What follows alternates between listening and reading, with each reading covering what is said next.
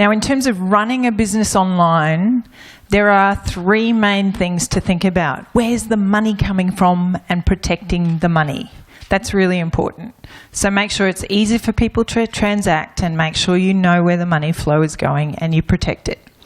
Compliance. Just understand, particularly if you're going to do small business websites, understand that some of your clients will have compliance issues.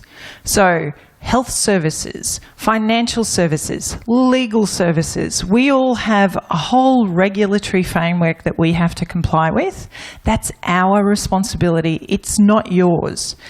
But that value adding we're talking about in terms of being able to sell your services at a higher rate, if you can say to your client, as part of that needs assessment, what is it you need? Oh, and are there any compliance issues that we need to be aware of? So, for example, health services in Australia, you're not allowed to use testimonials. They wrote that into law, would you believe? I thought it was appalling, but anyway. Health service provider, you can't use testimonials. Now, a lot of people won't know that. Your client, if they're a health service provider, should know that. If they don't and you tell them, kudos to you, but it's not necessarily your responsibility. Just be aware that if you work with clients who are in a regulated industry, it's a good question to ask, because you can just raise their level of thinking about, well, how are they interacting with the public and what are they doing that they should be doing or shouldn't be doing. And credibility. I had a client ask me a few years ago to investigate a payment provider, because that payment provider, they were new, they were cheaper than PayPal, they did direct debits, all of that sort of thing. So I went and looked them up, and they had nothing on their website about what they do, but they'd been around for a couple of years.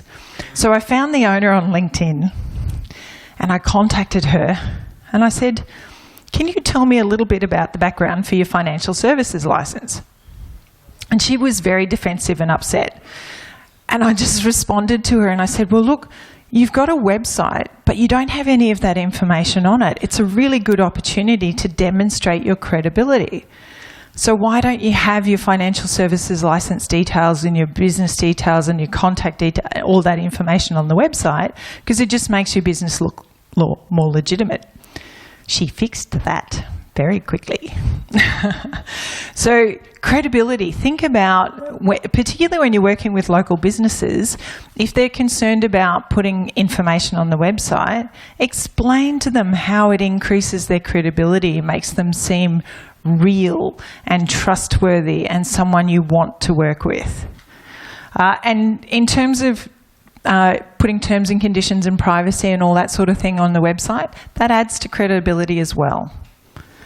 So helping people to understand, yes, these things can be important, because privacy, given that Google gets sued all over the world for privacy, I would think maybe their algorithms are looking for privacy pages on websites. Don't know, but it kind of makes sense. So why would you not have a privacy policy? And particularly in this day and age where there's suddenly a lot of interest in data security and that kind of thing, have a privacy policy. Just know where the information you're collecting is held and how you're dealing with it.